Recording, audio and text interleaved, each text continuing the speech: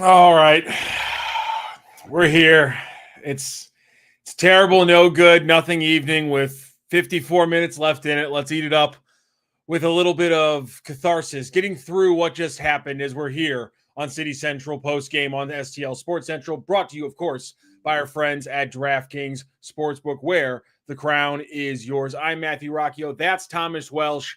And we're going to try to get through this one because that was rough. I have no idea what we just saw, Thomas. Try to break it down for the listeners in as few words as possible. What exactly what happened there? Well, City took a 1-0 lead, which I thought everybody thought was kind of unexpected. We're like, oh, Vancouver's had our number for a couple of years now and in the league. So it was like, oh, they've got Brian White. Now they've got Mueller. It's like, oh, Jesus, here we go. Writing's on the wall. City's kind of the bottom of the standings right now. So it's an uphill battle. That's for sure. They get on top 1-0. We're like, yo, we look kind of good. Things are looking great, right? Everyone knows if they've watched enough at this point that you can't take a 1-0 lead to the bank with this team in any way, shape, or form. It's true, but it's the hope that gets you, right? So we're like, okay, maybe they've turned the leaf over. Maybe Critchley has got these boys fired up to go into Vancouver. And then a phantom PK right after a slide tackle that looked way more aggressive than the PK itself, into the back of the net, obviously. And then, domino effect from there. Next thing you know, Mueller's putting it in. 14th minute of stoppage time after Berkey sends the goal kick out, and everybody thinks the game is over. You get the call from upstairs that VAR is coming in. Oh, phone it in, Doc. We gotta market our big dog. We gotta bring in the advertising dollars and let these fireworks go off behind Roman Berkey's head. So, yeah. And, of course, STL City SC is on the other side of it because, they're in a season right now to where a lot of people aren't talking about the playoffs. So here's the thing. I'm sure this will get buried in the lead within a week. And we'll just be talking about the fact that Thomas Mueller scores at the death, 14th minute of his first start in Vancouver. Like, I mean, whatever. It's just unbelievable. That was wild. And it's not just the fact that it happened. It's connecting it all to the early whistle where the game was over, but then the game wasn't over because they're looking for the penalty. And that's just a bad look. It's just, it's a bad coincidence. You're never going to see it again because hopefully the MLS is a professional enough league to never let something like that happen again. But it just looks so bad. That's the kind of coincidence that gives everybody on Twitter the ability to have a little fun with some conspiracy theories. And I don't, have at it. Have some fun with this one. I get why people do it. I don't believe with it. I don't think a league would ever risk that. No one can keep a secret, and therefore no league would actually be dumb enough to do it. But to Bubs' point, yeah, that was really bad. Please jump into the chat here. You guys have thoughts on that game. I know you do. It's going to be a rough one after that one because City, not just a 1-0 lead, but a 2-1 lead as well. This team, again, giving up leads late, giving up points late. If they could take leads into the game and win them, late in the game and win them, they'd be borderline in the playoffs. If they'd win almost every single one where they had leads, they'd be in a playoff spot right now. So it just keeps getting rougher. So everybody get into the chat. Let us know what you think about this game, this team, tonight, this league. And please, while you're in this chat, do us a favor. Hit that like, share, and subscribe button. That's big subscribe button right there. And if you like what we're doing, hit the bell button. That way you know whenever we're going live. So on late games like this, when it starts at 8:30 and you think maybe they can go live around 10:45. No, it's a late game. Shenanigans happen. Craziness happens. And that's why we're here to break this all down. Life Goggles Runs says penalties are now awarded for quote unquote molecules gently colliding these days, huh? Listen, the poll on the first one, it's light, but at least it's within the realm of being a penalty. The second one for the third goal from Vancouver is an inexcusable call, in my opinion. That's just when you have feet getting tangled up like that, you have to let incidental contact go. I think I can't believe you're making a call like that, especially in the situation that it was. Even on the first one too, like I get if there's an arm pull there, like whatever the referee is seeing, right? But also like. I don't know who the player was for Vancouver, but his feet went out from under him like he just got tabletopped. So it's like, I mean, the dives certainly sell the part of it too. And the whole point, the frustration for me is the whole point of VAR is to make sure you get the call right and in my assessment, they went 0 for 2 tonight, and they end up winning by 1 goal. So it's like you don't want officials and officiating and PK to be the difference in the game. You don't want it to be, but at the same time, it was the difference in the game materially, but you also got outplayed by almost over 2.5 or almost 2.2 XG solidly in that game. So while it was penalties and the game is ugly in how it actually ends, if we're talking about quality and did you get outplayed and did you give up way too many chances for a team? Yeah, you gave up way too many chances. They should have lost this game 3-2, 4-2 in almost any other universe, in almost any other situation. Play the simulation. They got rolled this game overall. It's just that the actual optics of it, of how it happened, was the 2 penalties, is complete crap. I mean, even let's take away the 2 penalties. Actually, that's because we shouldn't do that. You know what? Non-penalty XG is actually not that bad, 1.95 to 1.37. So they didn't get completely rolled, I guess, when you look at that. But I mean, all of the chances that Roman Berkey had to save, all of the Baumgart was clearing one off the line. That I think they got outplayed in this game, and so walking away with any points would have been gravy because Vancouver, for huge chunks of this game, were running with it. So yes, it's a shitty ending because of how it happens. It's a shitty game because losing by penalties is always bad. It's the worst aspect of soccer, in my opinion. Because it's always connected to diving, which is in itself the worst aspect of soccer, probably. But we can't overlook the fact that there were huge chunks of the game where the defense did get torn apart by this Vancouver team. Yeah, I mean, Brian White missed a sitter on the goal line. I don't think we probably won't see that for the rest of the season. Hopefully, he's okay, as we saw him leave the pitch to injury, and that was not great if you're a Vancouver fan. But yeah, I think just a frustrating game all the way around for the reasons that you said. It's, even if you take the PKs out of consideration, it's like you're massively outplayed. They maximize their chances. And, I mean, Vancouver's a good team, but it's just more frustration on the end of STL City. And then, on top of it, you've got a whole bunch of controversy involved too. It's like, man, just give me a break. It's 11 o'clock on a Saturday night. And I'm probably going to be up till 1 now just because I'm wired and my team's not even in playoff contention. It's like, it's like there's so many things. It's like he didn't take the first penalty. Why didn't he take the first penalty? Right. It's like there's so many little things that you can add to it. Like Abbo is saying, it's not a conspiracy. Why didn't he take the first penalty, Thomas? That's going to be, I'm not sleeping tonight because I'm going to be sitting in bed going, why didn't he take the first penalty? If it's like, if we're going to have a moment, why doesn't he take the first penalty? Why do we get, I don't like that. I mean, he could have had like 3 other chances to score because they apparently didn't think about marking a guy who scored in like multiple World Cups or anything like that. Absolutely insane decision-making process there. But nonetheless, everything just did not go St. Louis's way, except when it did for the 2 goals. But there were huge chunks where it did, and then obviously the last 20 minutes completely felt like, or last 10 minutes or so just completely felt like it was Vancouver's world, and we were all living in it. Yeah, that 5 minutes in, wide open header from Moeller, absolutely. I mean, it shouldn't shock me, I guess, but it still did. I was like, of all the guys in the box that you should probably put 2 guys on, that should still shock you. I think we can still be like, guys, there's no way that's not on the game plan. Right. It's like, hey, maybe mark this guy when he's in a position to score. Yeah, there's too many times that's one of the, if you were to, like, if we get into like the X's and O's stuff, they're playing more of that 4-3-3. We were texting about it during the game, dropping Ostrak a little bit more into the central midfield, gives them a 4-3-3. They can flatten it out, gives them some width. We've talked about that on the show a couple times. But there's too many times where there's a player who's dangerous just sitting between Leuven, Ostrak, and Durkin, just sitting between those guys and the defensive line. And they get the ball, and now they have 2 or 3 yards for the defense, 2 or 3 yards with a guy behind them. So conceivably they can close down on it. But inevitably, the player who's getting this ball in between the lines is the Mukhtars and the Mullers and other guys whose names don't start with M but are very dangerous.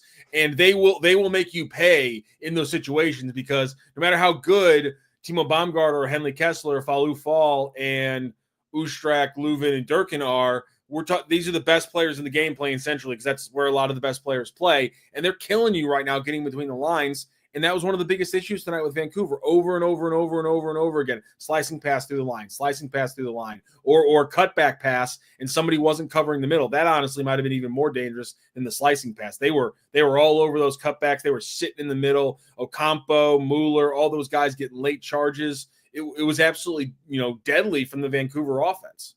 And that was another interesting aspect of this game before it even started too, was Five Fall and the whole visa situation that was going on there. Like obviously he was a transfer, and obviously like he's a guy you want to see in the lineup.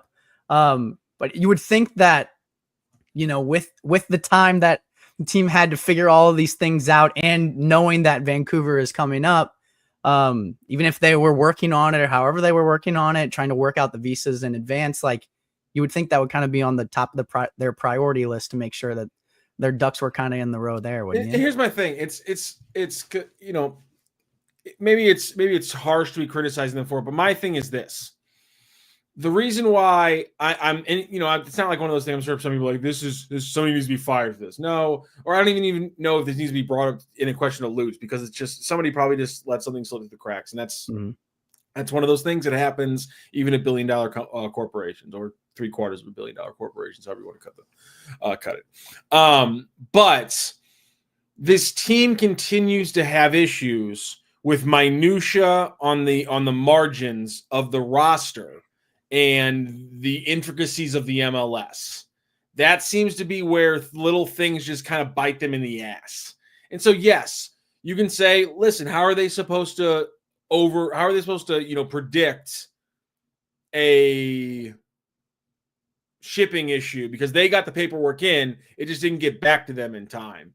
And my criticism, or other people's criticism, would be, well, then how do you not get it to them as soon as possible? And you're telling me it took them over a month because you got him here, because you signed him you got him on the 15th. After you got it to them, it took them over a month to get it back. That seems a little suspect, but maybe that's the truth of it. But the reason why the fans jump to criticizing something so small that would get a pass in a lot of cases is because this isn't the first time something like this, not something specific like this, but this isn't the first time that a simple mistake of being in this league and not a different league, or have this league having some weird rules, ended up being something that hurts you short-term or long-term. So this isn't even about this. This is just another thing happening in the long run. It's the same thing why people were bitching about the Jean de Silva move. It's not about Jean de Silva. It's about a lack of mid-range and role players being able to find their niche at City over the last 2+ years. It's not Jean de, it's people aren't getting mad about Jean de Silva. They're getting mad about Jean de Silva and Nicholas Dewar and Jared Stroud being good after he left, and Johnny Nelson being good after he left, and Sam Adeniran not being good when he was here after a little bit, and Marcanic being better after. That's why people got mad about Jean de. People are criticizing this thing with Falu not because of the actual moment of what happened. It's because this is the X amount of thing that's gotten you and bothered you about St. Louis City. And I feel like it kind of doubles up on that scenario because of the experience that a lot of STL City fans have with the Cardinals too. And almost that same aspect of like, oh, players leave here and then all of a sudden they're like, MVP material, or like, people overestimate the capabilities of players, obviously. But like when guys move out, like, Tyler O'Neill, and then they kind of tear it up, or, Logan Thomas or any of those guys, it's like, God, like, what are we doing wrong internally to where like it's a dead zone in St. Louis for whatever talent, right? And then they ship them out and immediately they just completely turn it around. So I could see how that doubt kind of seeps into the minds of STL City fans too, if they are Cardinals fans, to where they're like, oh, here we go again, part 2, Yeah, there's been a lot of I found a lot of times in the morning when I'm talking to Randy on the Randy Carricker Show, which goes from in the morning every day on STL Sports Central. Starts at 10 a.m., goes to about 11:30. There's a lot of times where I'm talking about something, and I'm like, if you strip away a lot of the nouns and pronouns, you can probably fit this into a city conversations. Like I've been talking about, like, is this young player coming up and is it a smart thing to play him? And I'm like, I've had this conversation with a different name and this feels similar. Or this team isn't winning. How do you approach the back end of a season when you're not making the playoffs? I feel like I'm having this conversation. Like there's been, to your point, it's been kind of crappy for a lot of St. Louis fans because there's been a lot of the similar conversations. And I think at the same point, there's been a lot of disappointment in how both of those franchises have handled very similar conversations over and over and over and over again. To O-Gun Network coming soon's point, that was incredibly frustrating. Also, what is the O-Gun Network? Let us know. Yeah, and he's also saying Ben was a great acquisition. And to make my point on that, I think he's been phenomenal, right? Like the speed, the dribbling, like the effort on both ends of the ball is just top notch. Like everything you want in a player that you're acquiring at the transfer window. But I think it's also eye-opening, like we're talking about, like the first game that I saw Ben and Belford play, it's like they're almost a completely different type of player on the pitch than like everybody else. And I think obviously that's by design, and it's like, there's different talents and stuff and all that stuff. But it's like when you take two players that aren't, I guess, submerged into the culture, into the, whatever emotions of this team are right now, put them in there and say, hey, give it your best shot. Let's see what you can do. I don't know if it feels like St. Louis City has kind of, since their first season, kind of struggled in the locker room and struggled with travel, struggled coming to the USA, like, trying to balance all of these things. And when you get new guys in there that have that new blood and have those legs under them to just be like, I'm going to come in, impress the coach, and do everything I can to, insert myself in a spot. It is jarring to see the difference of their play and the difference of other players who have been here for a certain amount of time, whether it's, a lack of frustration from the new guys or a lack of, just throwing their hands up when things don't go their way, or a lack of like, just trotting back with these new guys. They're booking it back because, like, I don't know, but the contrast for me is jarring. And I think that's why I personally kind of expected them to be a little bit more active in this transfer window, because we've heard Lutz talk about in the past that the summer is the most active time for the transfer window and the easiest time to do things because that's when everybody's doing things. So now that they're like, oh, well, maybe we'll look forward to the winter transfer window. It's like, okay, wait, now we're going to start working with South America. I'm like, this isn't adding up. Like, okay, if we don't do it in the winter transfer window, or we just like, oh yeah, like the summer's easier. It's like, okay, well, we keep pushing it off now. So I'm confused. Maybe, hey, listen, one thing is a lot of people have been saying, maybe playing a pressing system with a bunch of Europeans isn't smart because of the weather. Maybe they legitimately are. Their plan is we're going to fill the back end of a roster because that's where a lot of the openings are.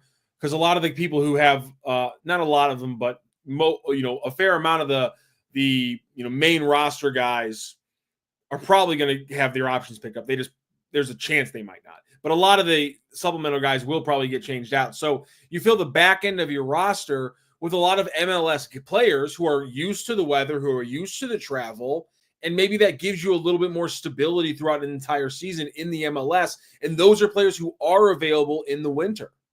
So I see there is a path to say we get 3 or 4 guys who have MLS experience, and that's where the big swings come in the winter. Because yes, you're 100% right. The top leagues in Europe that you're pulling from, and not just the top leagues, but of course the top league secondary leagues, because we buy from the second Bundesliga here.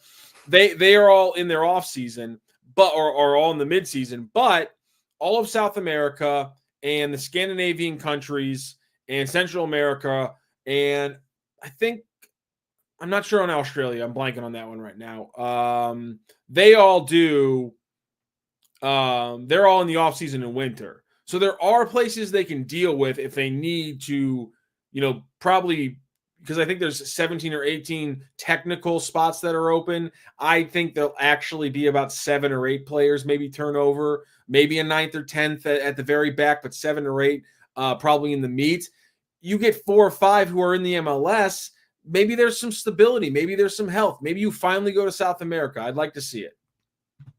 I would too. And I think I think it's just a balance, right? It's like, obviously, like you said, we're getting a lot of guys from second league of Bundesliga. So if that's not working, let's try something else, right? It's like, sometimes you do have to reinvent the wheel and be like, okay, obviously this strategy is not working out for us. So let's try and circle back somewhere. FD Territory says they think the fan base is a bunch of idiots. They'll say whatever as long as their butts in the seats. I will say I am happy that St. Louis is still showing up and showing out in City Park. I think it's obvious that there's rabid soccer fans in St. Louis. So but I also think that the ownership knows that we're not a bunch of idiots, right? I mean, obviously, every chance they get, they're kind of telling us about the history of St. Louis. And obviously we know the history of St. Louis and the soccer capital of the United States of America. We care about it. Yeah. So I think it works in tandem, right? It's like they understand that we are a knowledgeable fan base when it comes to soccer, when it comes to, I mean, I feel like everyone and their cousin has played like, CYC soccer or like, indoor at Veta or whatever it is, like, pick up at the field down the street. It's like everyone has an appreciation for the sport. So when we go, it's a risky proposition to bet that appreciation for the sport is even more valuable than the 130 years that the Cardinals have tried to lean on, and it clearly doesn't work. Because if you don't win for a long enough period of time, clearly people do not stand for it. And that's the Cardinals sitting on 130 years of Cardinals history plus. So maybe they think that the 100+ years of soccer history in St. Louis is stronger than that, but I would bet not. And while 22.5 is easier to fill than 40+, we've already seen an impact this year, and you will see an impact in future years if they don't start winning. And so while there's a lot of reasons why things haven't happened this year that are completely reasonable, completely out of their hands, they've built this roster that they can reset it this year. That's why we're talking about all these options that come up. So they better take their chance to reset it. And if things go, if all those variables actually play their way next year, they will have so many less excuses, and it'll be completely reasonable if there's a little bit of a rebellion against it. Samuel Howe in the chat says, where's our SLU pipeline at? So that kind of brings me to my next point, where it's like, I do think that the powerhouse and the youth soccer in St. Louis will eventually like fill this. I mean, we're seeing crazy success with City 2 right now to the point where they just don't lose games. It's like 14 in a row. And they just keep winning. MVP for the U15s and got his City 2 call up, and he just literally won the U15 of the MLS Next Pro. It's one of the best U15 players literally in the country.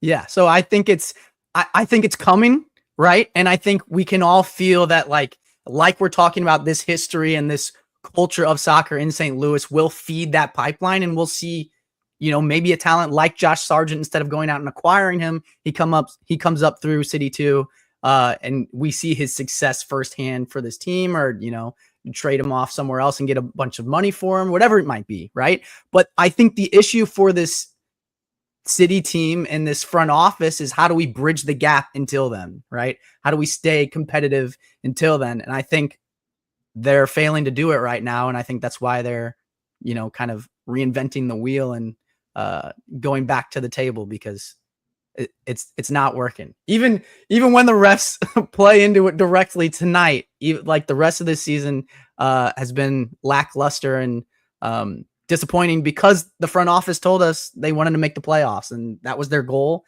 And by all accounts, unless some miracle happens, they're not going to. Speaking of the young players in that pipeline there, your thoughts on Mekhi Joyner? Obviously, we didn't have an episode this week of Boots on the Ground, unfortunately. We'll be resuming that hopefully this week. But one of the things we would have talked about was the big news with Mekhi Joyner finally getting the call up, the move up in the roster. Obviously, there's been some kind of corresponding move that I think we'll find out here soon, unless I've already missed it. But Mekhi Joyner is up. He's available for selection, so we do see him tonight. What were your thoughts on Mekhi Joyner's first game as a first team roster player officially? Well, I think obviously the big one that stands out is the play at the end, and that sucks that he was a part of that because I really I'm not hope even counting it. I'm not even thinking about it. I I just hope literally it doesn't won't like think about affect. it a month from now. I hope not. I just hope it doesn't like affect his confidence, because up to that point, like I really do feel like he was playing with confidence, and obviously his bread and butter has been his offensive potential and his vision and his dribbling, his speed, and all those things. And I think we saw that on display tonight. Had some good little passes, give and goes, and finding holes in the offense that that we want to see from a guy like Mekhi Joyner. I also feel like the referee was very touchy with his whistle every time that Mekhi was in and on a play, which I don't like. The dude's probably like 140 pounds, like soaking wet. So like, you're going to get flops, and they're probably like, giving him the business because he is such a young guy in the league and he's got to kind of earn his badges. But I think there's going to be a lot of that. And I also think as soon as Mekhi subbed on, like within probably a minute, they were crossing the ball directly to his side and targeting him on the defensive side of the ball. And I think that's going to be where Mekhi struggles the most, just because he is like, if you're talking about a guy like an analogy in terms like Jordan Kyrou, like, yeah, he's very gifted offensively. And I think we know that with Mekhi. And I think his struggle at the MLS level is going to be, can he play the defensive side of the ball, or is he a liability? I don't think he's a liability, but I do think teams are going to make sure that they test him just to make sure that he's not that liability. You know what I mean? So I think he did a good job of standing his own on the defensive side tonight, but I think the immediate targeting from the opposition was notable, because I think we're going to see that, consistently when he comes into games. Eddie Pavicic, I apologize if I butchered that, sir. The play where Mekhi, because you've been active today, and I appreciate that. I appreciate everyone who's been active today in the chat. You guys have been killing it. It's sad that the really heartbreaking losses for City have been probably our biggest views on the City Central Postgame this season. But nonetheless, thank you guys so much for jumping in the chat. Keep those chats coming. We'll keep the conversation going. Just make sure you like, share, and subscribe. Hit the bell button right down there in the bottom left corner on your screen. And then bottom left here, if you just scroll down a little bit on your screen, you'll see it just below the video. Like, share, and subscribe. We're just going to be hitting you with stuff like this. Post-game shows after Cardinals games, Blues games where you see a lot of Thomas Welch, City games like this where you're always going to see a lot of me, and moments like this. The weekday show with Randy Carricker and podcasts like from our good friend Tito, who's up there making jokes. I'll put that up in a moment, but I want to get to Eddie's. That play where Mekhi was blatantly pulled back and there was no call was insane. There was another one where they were pulling on his jersey. It's going to be a size bigger after tonight. I like the dribbles from him. I like the moments from Mekhi. Obviously, for me, it's those moments where he was receiving the ball against Berhalter, and then there was an earlier moment against, I think it was Ocampos, where he receives the ball and then passes it off, in a physical play where the defender's draped all over his back. Him being able to make the physical plays at 18, about to turn 19, I'm not sure when his birthday is. I think it's coming up in a month or two. That's just such a huge factor for Mekhi. We know he has the speed. We know he has the touch. We know he has the nose for the goal. That's just a huge moment for Mekhi. I thought that was great for him as well. One thing I do want to point out, people are kind of complaining about the reaction from people after the game. Mike Contreras, can we talk about Lutz laughing with Mueller after the whistle? Get this guy out of here. You also have Brett Stillman. This is not a serious team. The attitudes after the game, display that, have some pride. To Thomas's point, I'm going to take that as a positive because of the Mekhi Joyner thing. I hope that as soon as the whistles went off, Mekhi Joyner, just like his other teammates, was able to say, you know what? That was then, this is now. Separate those things, move on. Because if you are sitting with that in a game you can't control, especially if you're Mekhi, you just ran next to a guy trying to make a defensive play and your cleats caught, caught each other and now the game's on you. Not at all. Hopefully he doesn't think about that, moves on to the next play. John Hackworth talked about that. In fact, I'll pull up one of the videos we have of John Hackworth talking about Mekhi Joyner that really shows, I think, his maturity and why I've got so much positivity about Mekhi. Yeah, and I think it's, I like Mekhi Joyner's cleat touching the air a little too close to the guy at the end of the game. Hopefully doesn't shake him, but I think it's I want to err on the side of caution here because I wasn't at the game and I don't know what was going on afterwards, but I'm hoping that Lutz laughing with Mueller after the game He's known him for a long time. I hope that it's also in reaction to that call, right? Because I also feel like Critchley, when he went in for the hug and the handshake with the other coach after the game, they kind of talked, and you could kind of see Vancouver's coach be like, "Hey, I don't know what to tell you on that last one." So I think a lot of people on the field were kind of feeling that same sentiment of like, what just happened, and I'm thinking, hopefully that's what they were laughing about, less so about like, hey, we just lost and it's hilarious kind of thing. Tito Ulrich, I said he does our boys domesticated gamblers. If that's a penalty, then I'm 6'4" and I'm married to a supermodel.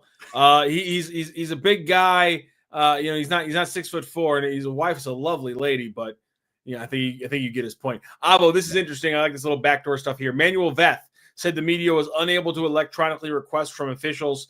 It has to be 10 minutes before the game. So I put in pool reports before. He's correct about that. But as Tim Parker and all of MLS learns whenever this happens, you don't get a lot from the pool report. You have to phrase it very specifically. You're usually just asking them, what specific part of the rule did the player violate? And they usually just give you, well, the player violated this because the ball did this. And you're just going, no, I need clarification on whether or not that actually happened. And they don't really give you anything. So on that one, how would I have worded that pool report? How did in the VAR replay, how did the referees determine that there was enough contact and that it was purposeful enough for it to be a penalty call? Because let's go to the IFAB. This is the fun part about it, guys. Let's go to, because this is what you got to do. You got to go to the IFAB rules of the game, because I'll just walk you guys through how these, when you're putting in these kind of things, you got to go to IFAB rules of the game and highlight a rule directly. What?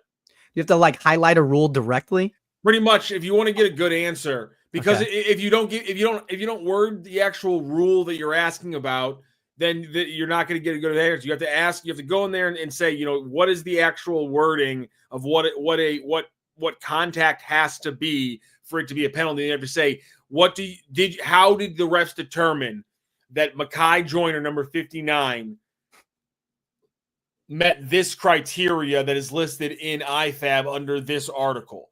And then hopefully you get more than just them saying he met the criteria. Sometimes sometimes the answer is just they determined he met the criteria. Mm-hmm. And then it's like, okay, what am I supposed to do with that? Right. So to Avo's point, it would have been helpful potentially, but Tim Parker literally tweeted out. I can see if I can try to find the tweet from Tim Parker here, because it's funny, because it actually it includes it, and I don't know, maybe they'll take me off the list of putting in pool reports after I make fun of them. Well, while you're looking that up, something more positive from tonight. First of all, that first goal from Leuven, beautiful header, by the way, which I think we kind of come to expect from Leuven, just finishing capability, up and down the pitch. The maestro kind of orchestrates everything, has his fingerprints on every single game, as much as you want, any player on STL City to. But absolutely, what a beautiful cross from Wallum. I mean, Mike, the curl on it to get it. I mean, and then Leuven just reads it perfectly, puts it right into the corner. I mean, that is the kind of stuff that you want to see from this team. And I think that's why I felt so excited, because I was like, it's not like a goal where it was like, oh, they gave us a pity PK, or it bounced off 6 guys and ended up in the back of the net, or an own goal that they their goalie had no chance on. It was they set it up, they built it. I think there was a through ball that went over, and Sangbin knew he was going to be offside, so he let it go. And then Hartle, I think, ended up getting it, played it back to Wallum. And that's how the goal started. But like I said, just a beautiful cross from Wallum right onto the head of Leuven to put it into the back of the net. Obviously not the result that you wanted at the end of the game, but some little tidbits in there that you can kind of feel a little bit more positive about. That's for sure. Okay, so here is an example from just last week with the Red Bulls and the Union. So this is the submitted question. In the 65th minute, New York's Tim Parker was called for a handball in the box, and Philadelphia was awarded a penalty kick. Based on the letter of the law, why was Parker's arm position not ruled a natural position? And here is the response that PRO gives. At the time of the contact, when the ball struck the arm, Tim Parker's arm was judged to be in a natural position. So you don't get any actual explanation. They just they turn it around.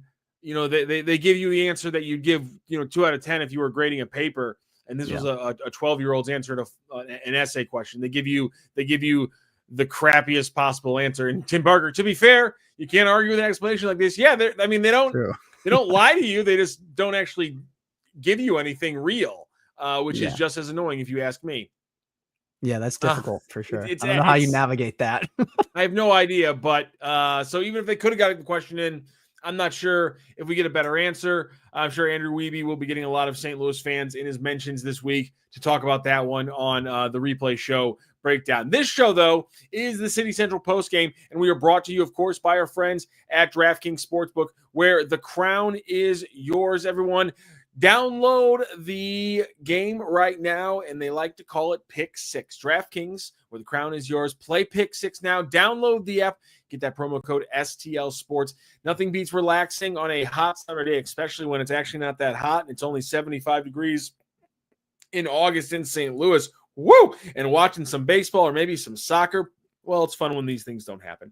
And the simplest way to get in on the action and have some fun while you watch is to download the Pick Six app from DraftKings. It's crazy simple. You just pick more or less on the stats of 2 or more of your favorite players, and then boom, you're in the mix for big cash prizes. Pick Six available right here in Missouri. Don't miss out on the fun. And by the way, don't miss out on the more fun. Get in on DraftKings now, because guess what, everybody? More is going to be coming here in Missouri. Don't set up for smaller payouts. Switch to Pick Six. And right now, new customers can get $25 in bonus picks with the first deposit of $5.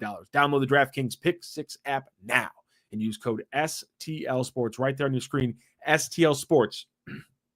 For new customers to get $25 in bonus picks with their first deposit of $5. Get in the game. Better payouts, bigger wins, only with DraftKings and Pick Six, where the crown is yours. Gambling problem? Call 1-800-GAMBLER. Help is available for problem gambling. Call 888-789-7777 or visit ccpg.org in Connecticut. Must be 18 and over. Age and eligibility restrictions vary by jurisdiction. Pick Six not available everywhere, including New York and Ontario. Void where prohibited. 1 per new customer. Bonus awarded as non-withdrawable Pick Six credits that expire in 14 days. Limited time offer. See terms at picksix.draftkings.com/promos.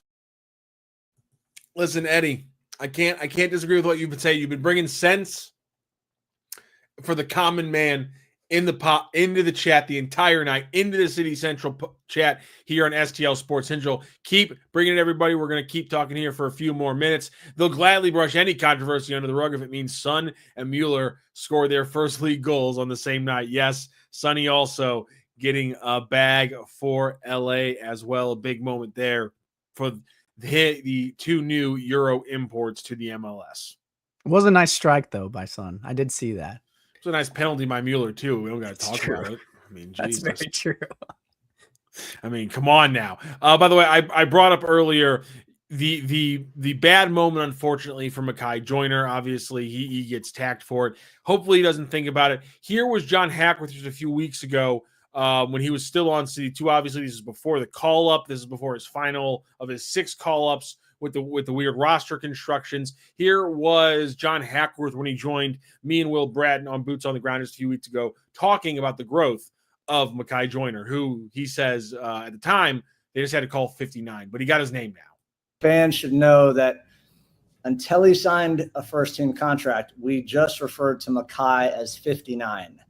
And that's because that's the number he was wearing at Scott Gallagher when he played so good against us in 21, that we're like, hey, you need to come over and play for our academy. And he did, and he wore 59. He still wears 59. So I affectionately call Mackay number 59. I like that. Your other question was about his qualities. I'm really proud of Mackay. He's getting better and better every single training session. He's performing better in games. As an example, like for the last 4 years, we've all been trying to get him to, he's creative. He's very attack oriented, but we're trying to get him to make the next play. So if the play didn't come off, coaching staff, older teammates would say, "Hey, Makai, get on with the next play. The next play is most important." And last week in training, he literally yelled that to one of the younger academy players. I think it was Alex Junt, 15-year-old who just made his debut at City 2. And here you have Makai, it's okay, get on with the next one. And I threw everything up in the air. I'm like, I'm done. Like, the kid's grown up. So he's awesome to work with. He's one of 4 homegrowns that are playing really well right now for City 2. And, you see those guys getting opportunities with the first team. And it's just a matter of time for our fans. You just got to be patient, because when you talk about player development, it is a long-term process. But I'm really so excited about these young guys matriculating up the pathway so that they can play in Energizer Park. Some of them already have, but I think they'll feature there in the future on a regular basis. So that was, I believe that was 3 weeks ago at this point, just a little bit more than 3 weeks ago. And already you see what Makai had to do to prove to get that first team contract. But you heard there the growth from Makai, what he had to learn to get on the next play. So hopefully that get on to the next play mentality is there for Makai, thinking about moving on from that bad play that shouldn't matter and shouldn't have been called, and focusing on the big moments he played. Because physically, again, he showed that he is an MLS winger tonight. And I think the biggest thing for me too is I love listening and hearing about the pipeline and these homegrowns and Scott Gallagher and that stuff. But the biggest reason is I feel like we have these conversations about all these guys coming over here, whether, it's super hot and it's tough to make that transition to St. Louis, or the travel, or I miss home, or whatever it is, right? Like, there, in my mind, a guy like Makai Joyner, who is, coming up through the system, born and bred in St. Louis and rising through the ranks that way. Like, I don't feel like anyone can feel stronger about the team and give 1,000% effort all the time, not just because he wants to impress the coaches, not just because he wants the next contract, but because, he wears the city on his chest as well as the crest of the team that he plays for. I think that's why there's so much excitement for the pipeline in St. Louis, because that loyalty and that respect to the city itself, as well as the club. So kind of like what Hackworth said, stay the course. Once these guys come up and really, it's easy to get excited about Makai and what he brings to the table. But once you get, multiple kind of feeding off of each other, that's really, I feel like, when you start to build a culture that kind of reverberates through the rest of the team. So I think it's mutually beneficial, and kind of what I'm talking about, kind of balancing out guys that come over that are like, oh, what does it mean to be from St. Louis? Like, what are good food spots? And then immediately having these guys that have, spent every minute of their lives here to kind of counterbalance that. And then somewhere you meet in the middle, and it's something beautiful and, hopefully brings you an MLS Cup. Yeah, and I'm actually going to put in a link right now if anyone wants to listen to that interview from John Hackworth. He also talked about Brendan McSorley. I know a lot of people, because of his age, his draft position, and things like that, don't think that Brendan McSorley is a high potential player.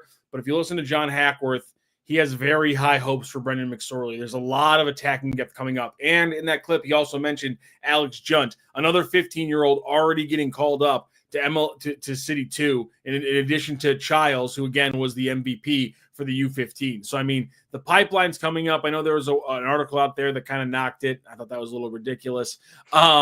Just absolutely insane. I think the pipeline is very good for, the team's been here for 3 years. The pipeline's been here, for 4 years, maybe 5, I guess you could stretch it out to technically.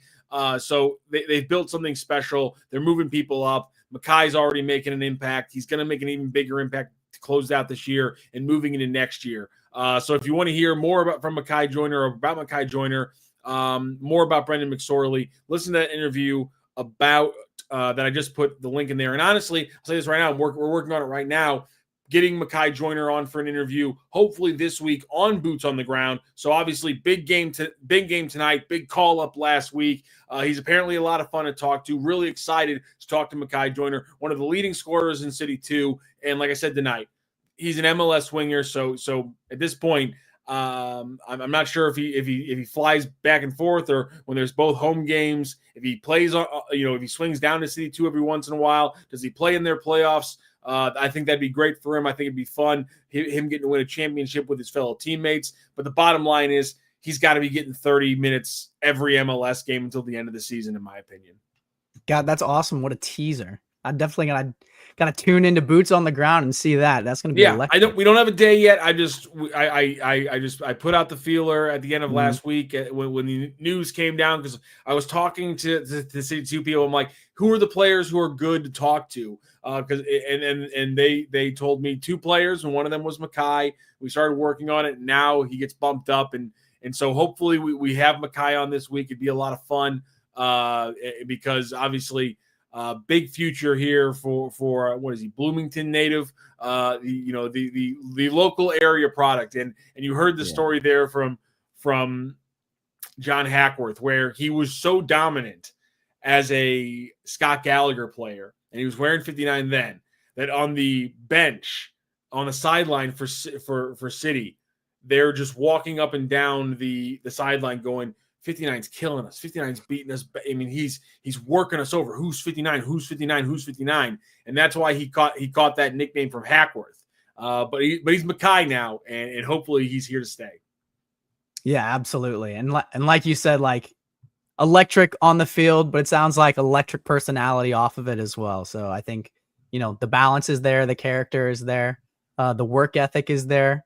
Like we heard from Hackworth, it's like just take it play by play and move on to the next play when a bad one happens. So hopefully he'll be able to do that next game and slot one in the back of the net. That'd be awesome. Mackay Joyner's looking good. He's on the roster now. Edward Louvin, another big game tonight. There's some other things to get positive, but obviously a lot of negative here with another loss, another lead given up. Again, if they could just close out wins, they just closed out 3/4 of the wins games where they had leads, they would be knocking on the doors. If they close out all of them, they'd be in the playoffs. So considering that balance of good and bad here, Thomas, I like getting my brain is – I'm too logical. My brain is broken from the fan side of things. I'm too impartial. I'm too logical about these things. I give too much leeway probably in the moment. So from somebody who will bring more of a fan perspective, and I'm excited about that, why are you still positive? Even if you are, why are you still positive about St. Louis City going forward?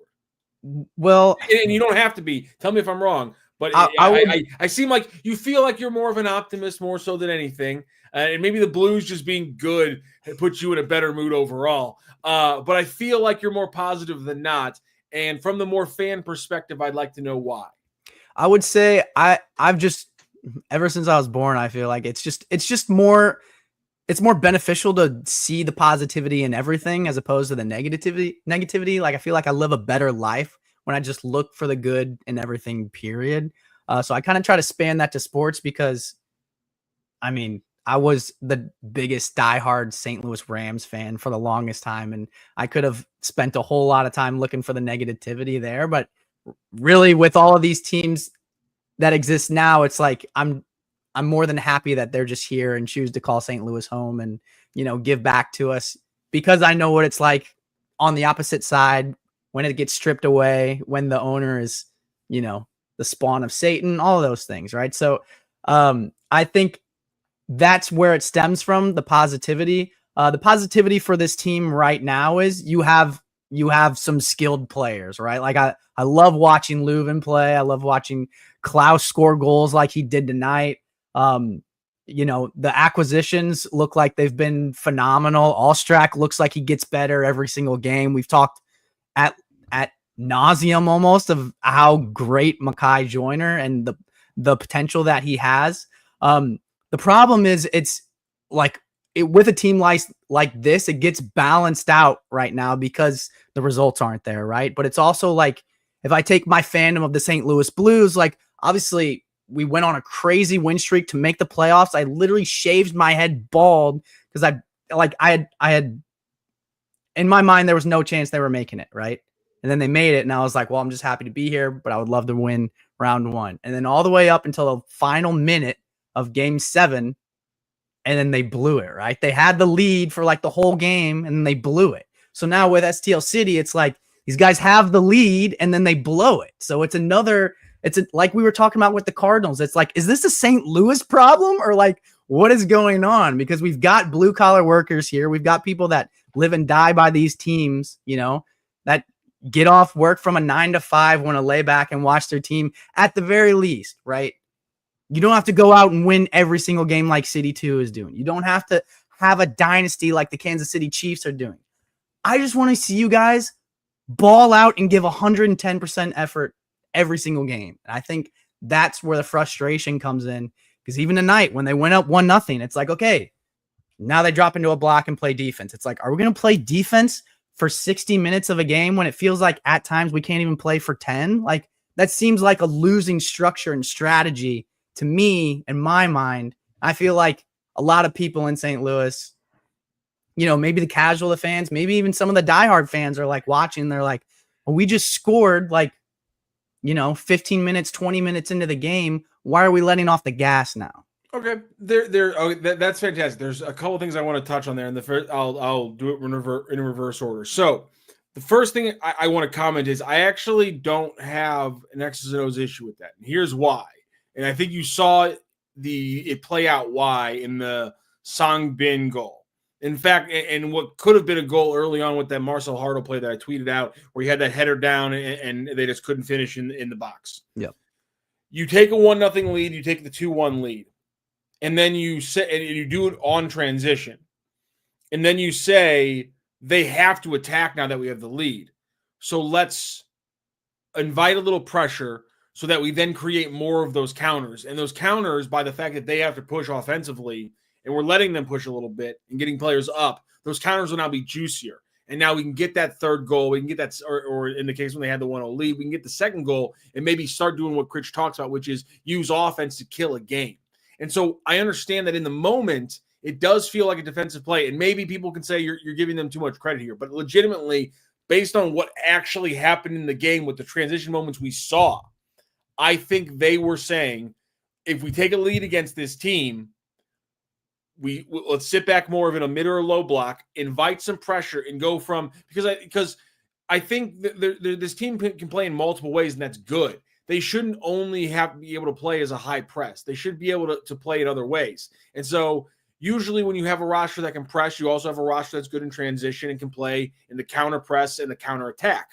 And sometimes you can't press up high and win the ball high. You're not going to be able to counter press even maybe in the midfield. So the answer is to counter attack from winning the ball deeper after they attack. And they're going to have to attack again with more bodies when they're down. So I actually kind of can see the strategy behind doing that in those situations. But I understand that in the moment, why fans were reacting. In fact, I'm not typing. My hands are off the keyboard. I'm just going to show you this right now. I'm going to share my screen, and I'm going to show you what I wrote down during the game, because the game got kind of wild and I stopped taking notes. So this isn't a great example of the notes I take during a game. All I'm going to do is up the okay, I'm just going to make it a little bit bigger. You hear no clicky clacks. I'm talking, so I can't mute it. So I'm not clicky clacking, nothing like that. So that's proof that I did have a moment where I'm thinking, wait a second, this is after the first goal. Wait a second, are they sitting back now? So you can also read that one. So I understand that point. I had the same exact reaction, but I do think there is a counter-attacking argument there to make. Yeah, I think that's fair. But I also think it's like in my mind, as soon as I see us drop back into the defense, I'm just like, I'm so catered to be like, at some point, this levee is going to break and it's just going to be like, that's when you can potentially see guys like hanging their heads. Berkey gets more animated and then they start jawing back and forth. And then, things just start to crash down. And it's like, I don't know. But to your point, it's like, I don't know if you're possessing in the offensive third, actively having the ball, like, does that keep them from countering because they're exhausted and playing defense? Probably not. Like, they're probably conserving the tank. And then, if their chances are juicier in transition, that's not necessarily a great thing either. So I definitely see both sides of it for sure. And the other thing you said, if I had asked 2013 Thomas his favorite St. Louis team, he would have said St. Louis Rams. See, okay, this is interesting to me because I'm also broken. And it's also completely changed how I think about not just my local teams, but how I think about sports. And I've talked to other Rams fans like this, and we seem to all be broken in a similar way, which is if you just have a group of people, an ownership group, who I convince me that they are adults who know what they're doing and have a plan, I probably give them too much leeway if they just prove that. Because as a Rams fan, none of that happened. There were no adults. They had no plan, and there was nothing honest or long term about their plan. The plans they did have. They did have plans. They were plans to be monsters and assholes. But their plans had nothing to do with building here in St. Louis. And so it's like when people, I understand. I try to not knock down when fans are angry, especially during bad seasons for the Cardinals and City, and for even previously bad seasons for the Billikens. But for me, Samuel House says, "Oh, they had a plan, all right." Yes, to his point, I shouldn't say that. They did have a plan. You're right, Samuel. But I need them to have plans for the future of St. Louis. And so I'm with you. I think the Rams have broken our brains, and some would probably say lowered the bar of our expectations of where we get mad, because there's a huge chunk of Cardinal brain fans who are, if we're not in the playoffs every year, if you're not competing for championships, it's been too long. 2011 is too long ago. When I say that, I'm talking about Game of Thrones. When people say that, they're talking about Cardinals games. It's too long ago. It hasn't happened enough, and things like that. That's the Cardinals' brain. Where then people like me and you are Rams brained, where it's like, honestly, if I just think there's a chance that we're going to get better over the next 3 years and maybe be a playoff team, then I honestly, okay, I can see what we're doing here. There's a draft, right? We can get excited about a draft, can't we? Okay, well, no, there's a draft. We can get excited about drafts, guys. Let's get excited about a draft. I think I have a lot more data to be excited about the St. Louis pipeline of soccer than I do about Brian Quick. That's for sure. Oh, Jesus. Yeah, and then they're also in that too, being in St. Louis and knowing that there is going to always be a long-term pipeline, and we can dial in on these guys like Childs and Junt who are 15 years old and see their path, and see Mekhi Joyner come in at 18 and see him grow. Samuel House says Blues won for 25 years straight. A Blues-brained St. Louis fan, I don't know if that's a thing. Lockouts suck. Don't let them happen, Major League Baseball. I feel like I'm a blues sports centered fan. I feel like is actually probably a collection of what I'm talking about tonight, to where when we're playing defense the whole time, I'm just like, eventually they're going to score on us and everything's going to collapse. Like we're not going to get to the ultimate prize. We're going to get just close enough to make us like feel the most immense pain. I feel like that's the Blues fan, because before, obviously, we won the Cup. It was a 50-year drought, and we lost in the playoffs in like every way imaginable. To Samuel Howe's point, the psyche that was created by the playoff appearance record.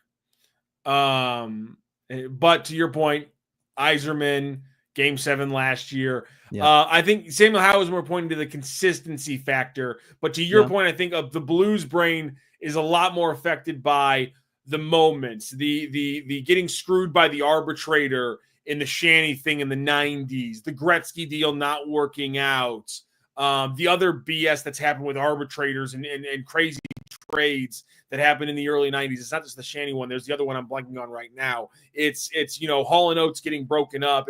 There's a lot of, I think that's more of Blues brain, is these big moments that broke your heart. Yeah. I think you saw that. If we're talking about how, by the way, we're talking about how that brain is affecting people. You're seeing how Cardinals brain is affecting that fan base. You're seeing how Rams brain is affecting me and Thomas compared to maybe like City, more like Cardinals focused City fans. And you saw how Blues brains affected the Blues fan base this year, in the fact that all of them cannot get over what happened in this year's playoffs. And it will be 4 or 5 years from now, and people will talk more about 2025 than the actual year St. Louis got screwed, which is 2021. I mean, or the 2020. Blues were like post Four Nations, like the best team in hockey, like actively playing as the best team in hockey. And I was like, I'm so confident that this team won't make the playoffs still. I'm going to shave my head bald if they do. And then I had to that's how, like, it's just the guilt thing of like, nothing I ever want is going to happen because I root for this team. So I don't think we've talked about this. It's growing back very well. Yeah. It's coming back very well. Like, yeah, it's coming back very well. It's a good pace. And I think that also is why you're definitely Blues brain now. But I think the Rams broke our brains a little bit, and so I understand why the fans don't see that positive side. You know, they have that Cardinals aspect where it's this team isn't. This is back-to-back years of them not just getting the playoffs but getting worse, and so I understand why it's hard for them to see the light at the end of the tunnel. Or I think in a lot of fans' cases, they believe it's a train that is the light at the end of the tunnel, not anything positive, and they think they're going to get run over and it's going to be bad for years to come. But that's why bringing up Mackay and not being risk adverse and taking the chance and letting him fail, letting him have a moment that he's going to have to grow and go to sleep tonight and forget about after he gets off the plane. That's growth that you need at 18 and makes you better. And it's the kind of growth that your stars have to make instead of facing competition that they're way too good for. Remember when I talked about how sometimes I feel like I'm talking about two teams at once? Right now, I feel like I'm talking about two teams at once. Let young stars play at the highest level possible. It's the best thing you can do, especially when you're not playing for a playoff spot. Keep playing Mackay, keep growing the young guys, and let's keep growing for 2026. Some might call that a loser mentality, but that's for me. It's I guess it's a Rams mentality, which would technically be a loser mentality.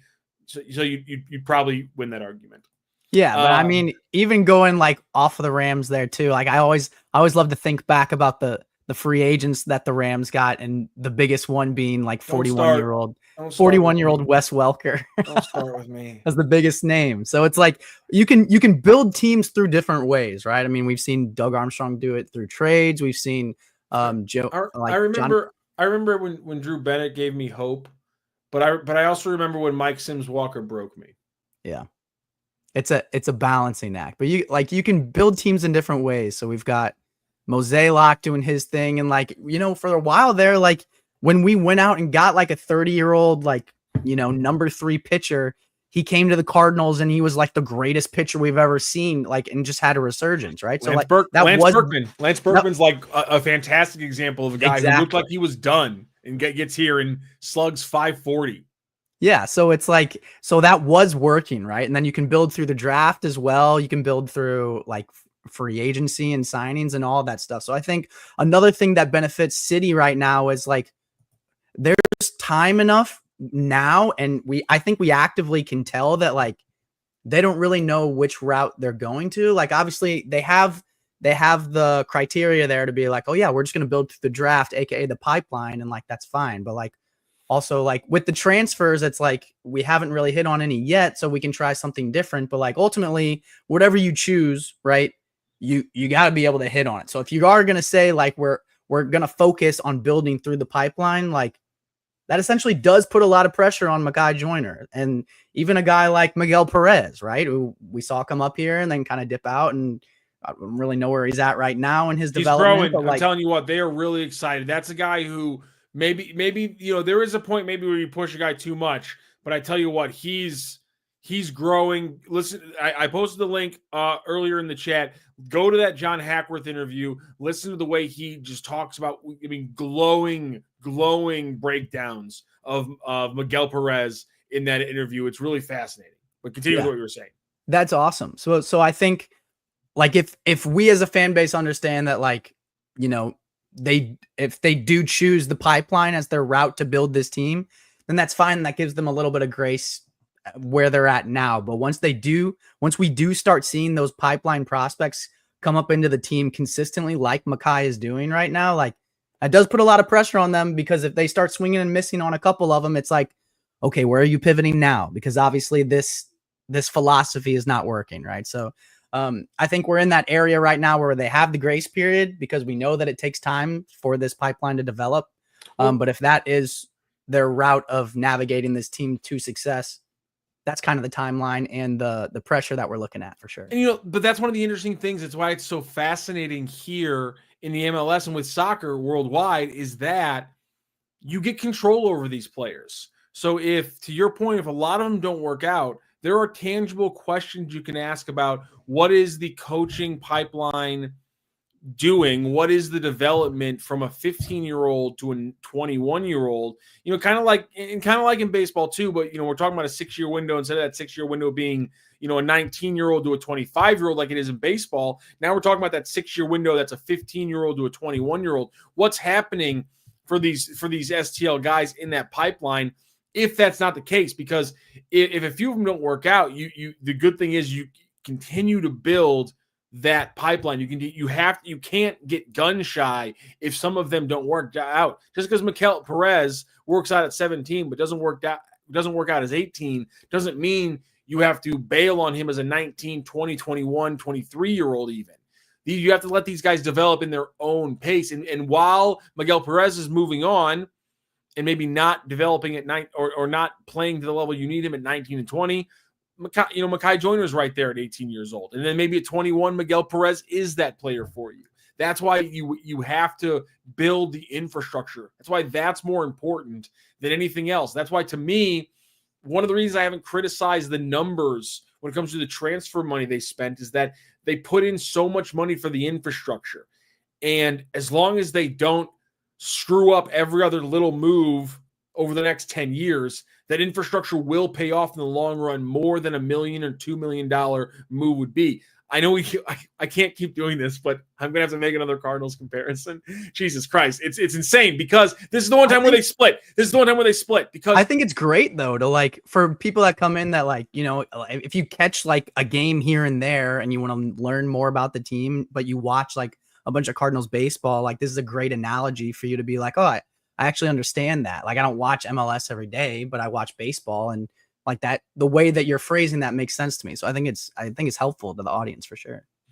And it's just like the Cardinals, though, you have to fill in with free agents on the big club till the farm system can consistently develop. And that's the question for this winter, and why they had to go get Sangbon Jeong and why they had to go get Falou Fall, because they didn't have those guys coming up. They have a lot of good young attacking talent, but it's 1 or 2 years away, and it's a lot. They have a lot of nines, and they got a lot of guys on the left side. They needed somebody on the right side, so they got SBJ. They don't have a lot of defenders in the pipeline. That's definitely one thing that's lacking right now is center backs.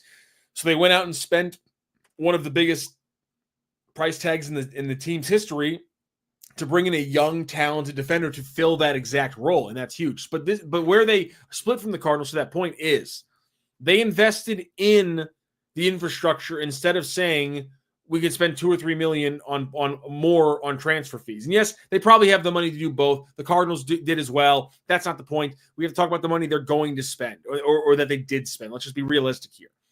So unlike the Cardinals, they've built the Cardinals had the infrastructure and then they blew it and they wasted it.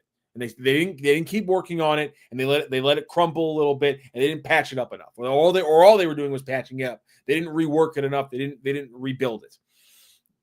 City built the infrastructure, and just like the Cardinals used to, and hopefully just like the Cardinals will in the future, they now can use that infrastructure to then invest $1 million to get $10 million worth of value down the road, because that's the smart way of investing. Spending $2 million on transfer to get a little bit now isn't nearly as useful as spending $70 million on state-of-the-art facilities in 2021, 2022, so that it's paying off from 2027 through 2032 the most. It's going to pay off a little bit in 2026, but that's the point where hopefully that pays off continually. And yeah, to Samuel Howe's point, to Dark Ness's point, who wants to fire Lutz, I'm not that far. I'm not that far with it, but you do have to make moves around it. But this is why, me personally, I saw $6 million get spent, or almost $6 million get spent this year in the transfer window, this summer in the transfer window, and said, Yeah, that's about what I expect, considering how much they've gotten transfer fees from other players. That's about what I expect. Do I expect a lot of huge transfer moves in the winter? No. I still expect, like we were talking about earlier to start the show, I expect a lot of MLS moves and maybe probably another 4 to 7.5 million spent across 3 big signings, about 2.5 million AAV or averaged across those 3 players. That's probably about what I would expect. Let's call it 4 or 5 frees and 3 moves averaging about 2.5 million each. That's what I'm expecting. I know people aren't going to like that. They want a $9 million big name attacking player. I don't expect it. And the reason why I won't be bothered by that until 2027, 2028 is because I expect them to keep putting in that money into where it matters, which is in the youth teams, by continually to update and add more teams, because that costs a lot of money.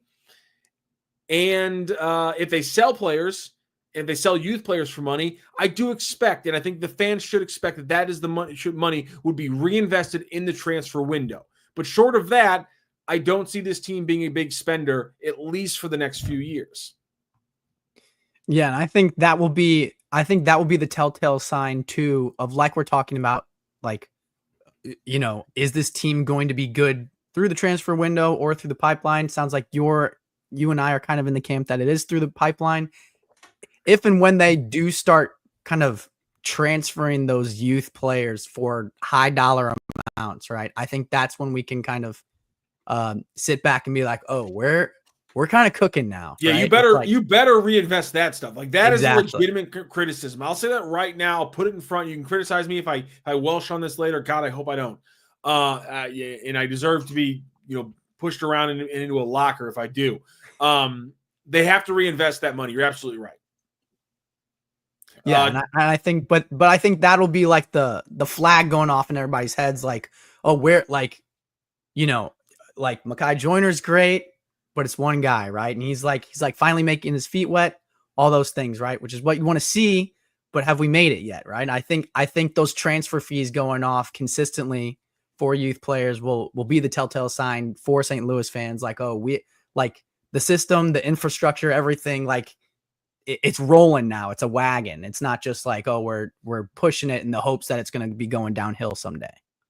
Going through 3 coaches in about a year, that tells me you're arrogant on the roster you built. At some point, it's on the roster you built. Luch should go before another coach does. He is an interim coach, so technically you don't got to fire anybody. Yeah, I mean, listen, the Bradley Carnell firing was preemptive, and Lutz was presented with the classic, you can't fire the players, so you got to fire the coach. And he should have figured out a better way around it. He should have figured out how to transfer some players. Bite the bullet for 2 more weeks. Get Marcel Hartl and Cedric Toyshirt in the building. Get some of maybe the players that were problematic out of the building mid-season, and then maybe you have the same exact kind of bounce post moves that you did have with John Hackworth. Clearly, Bradley Carnell is a solid coach. Maybe one of the reasons he's having a lot of success is because the shock to the system that hit him because he got fired, that told him, I have to learn how to adapt, because that was an issue that got them bumped out of the playoffs in the magical 2023 season. So yeah, he made a mistake there. There's no doubt about that. Do I think he's arrogant on the roster he's built? No, because I think when you look at this season, there's a lot of variables that he couldn't control when it comes to players being hurt in ways that he had no control. The Olaf Melberg thing undoubtedly was a mistake. I still don't think we know the exact question here. They keep telling us they didn't want to play a back 5, but the best player they got in was Conrad Vollum, whose best formation to play in is a back 5. Despite the fact that he's playing good in the back 4 right now, that's his best formation. That's the player you got him. Seems like you probably should have known that he was going to play that player in the best formation that he's in. So the Melberg thing was a mistake. The Carnell thing was a mistake. I'm not saying Lutz hasn't made mistakes. I'm not saying Lutz should be here after this winter window. I hate. I'm never going to be the person who carves for people's jobs. I hate speaking on somebody else's job. I think it's disrespectful. But the bottom line is he's made mistakes, and if he doesn't have a good winter, I completely understand why people continually would be frustrated with Lutz. I would say that too, but I also, like, we were talking about this a little bit during the game, but I really like Critch and the job that he's doing right now. But I was curious, like in your mindset, obviously there's like the ticket thing that kind of goes along with, like a big name being coach, kind of like Olaf, right? And what he was dealing with there. But do you think there's that same pressure coming from Lutz to the point where he feels like he has to bring on a coach? I'm fighting a bug right now in my room. Keep going. No, you're good. But I was thinking, do you think that there is that pressure right now to where Lutz feels like he has to bring on like a big name coach or like someone with that, MLS success or that resume already? Or do you think that, kind of like I do, that like if Critch is doing a good enough job and he's obviously like not the issue, like why not just keep him around? Like if he's had success, he knows how this team like wants to play and needs to play, which it seems like that was one of the big issues with Olaf, because I don't know, there was like a discrepancy of whether they had the talent to even be, pushing or pressing like he wanted them to. So in my mind, I would love to see Critch come back and be put on as the full-time, but also in my mind, I don't know if that's a realistic scenario, if that makes sense. Yeah, I mean, they're not getting enough W's to where pulling the trigger makes sense. It would look, kind of bad if they rolled with Critch again after the push that Hackworth made last year, and you're like, we got to bring in a new manager, we got to bring in, a big name guy to reset everything.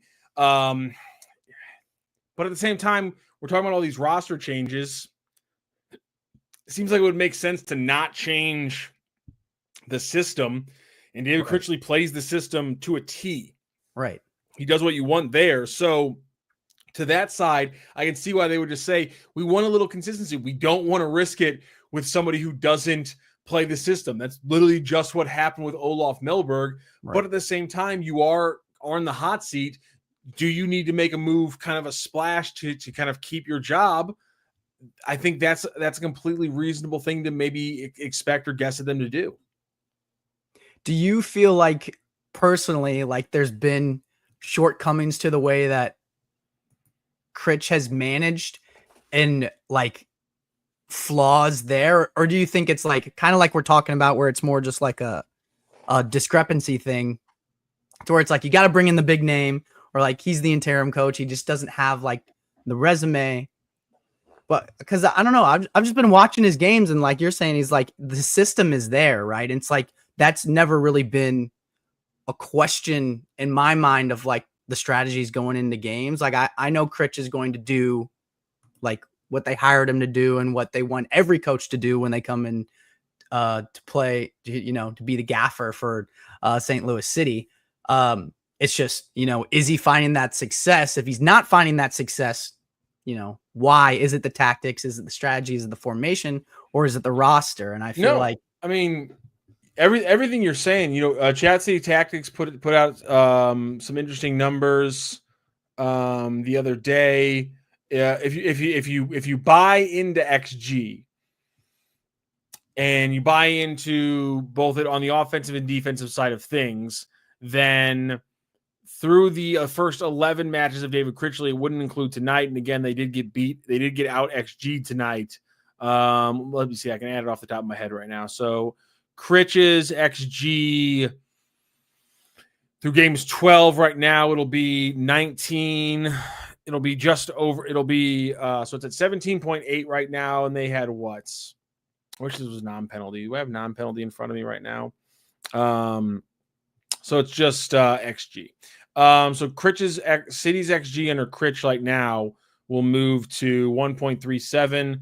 It'll move to 19 XG, and the XG allowed, because they got smoked today, again, will move up to 23.5. So, and if you look at average XG per game, Critch is actually the highest with 1.62 average XG per game. The next closest was Carnell with 1.3. Hackworth had 1.2. Melberg at 1.17. If you talk about XG allowed, Carnell and Melberg allowed the least. Best defense at 1.5 and 1.49. Both Hackworth and Critchley are at 1.85 and 1.83. So if you talk about XG difference, Carnell was negative 0.19. Critchley is negative 2.21. Hackworth was negative 0.59, and Melberg was negative 0.32. So going, if you believe in XGs and you're ranking the coaches in how their team ranks, it would go Carnell, Critchley, Melberg, Hackworth. If you want to talk about just offense, it's Critchley by a long shot. If you want to talk about defense, it's either Carnell or Melberg across their run. So by the numbers, he's the best coach you have in the building, apparently. Take that for what you will. Yeah. I'm not sure if they can, again, I'm not sure if you can give him the job when you didn't give it to Hackworth last year, and Hackworth made a pretty good run at a playoff spot. And that was, him not making it might have been a material reason to why he didn't get the job. And you're seeing David Critchley here. Again, the team's playing well under him, but the results aren't there.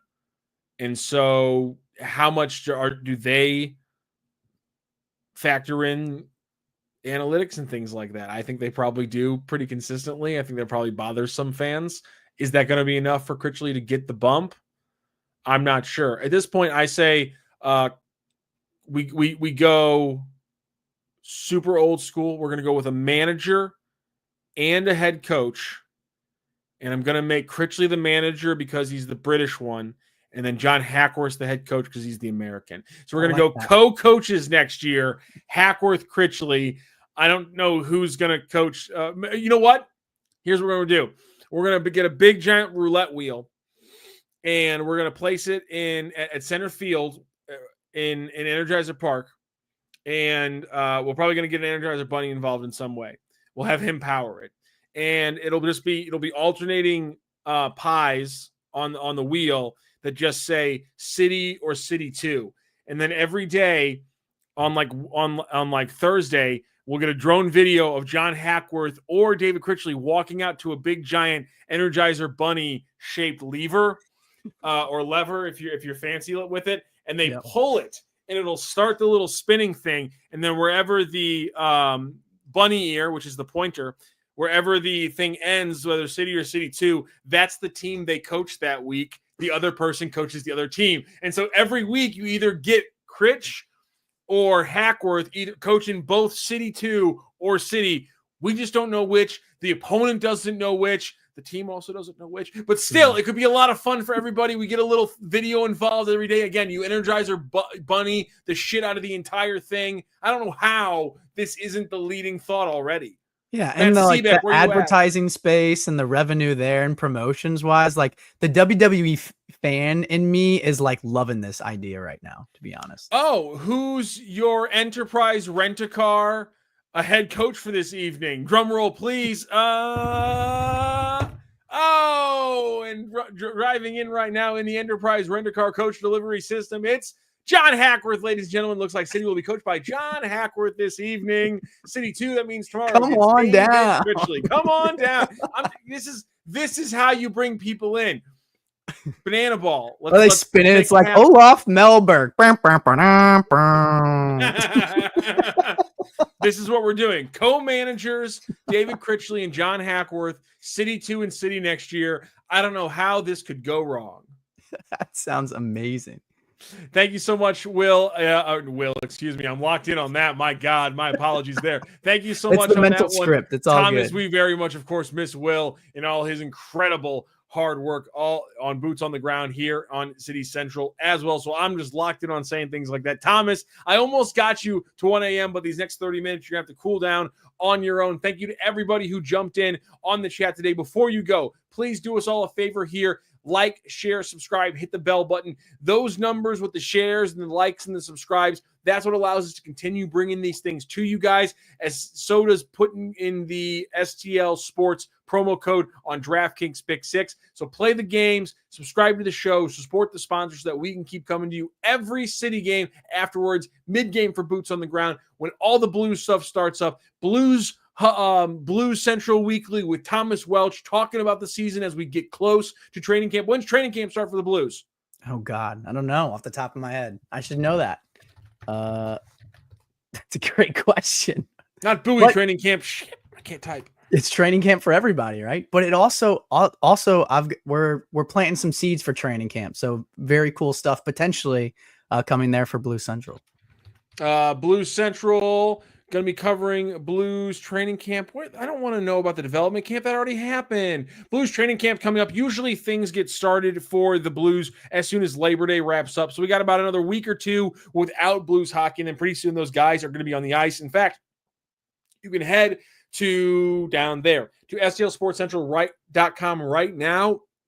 If you're a fan of the Blues, you can also go to Mike Meyer on Twitter and check out his work. He's been covering Justin Carbonneau and a couple of the other prospects who've been getting some action here this summer. So we got a lot of stuff coming up with the Blues. Make sure you hit that like, share, and subscribe button. Hit the bell button so you know whenever we're going live. City coverage, Cardinals coverage, Blues coverage, Slews coverage here. I'll be bringing that to you this fall and into the spring. We got that coming up here in just the next few weeks. It's going to be a special season down in Chaffetz. So make sure you hit all those buttons so you're live with us every time we go live right here on STL Sports Central. For Thomas Welch, I'm Matthew Rocchio. City Central Postgame brought to you by DraftKings Sportsbook. City SC fall again, this time 3-2 to Vancouver. We will talk to you midweek for Boots on the Ground. We will talk to you live for some Cardinals coverage tomorrow. Have a great evening, St. Louis.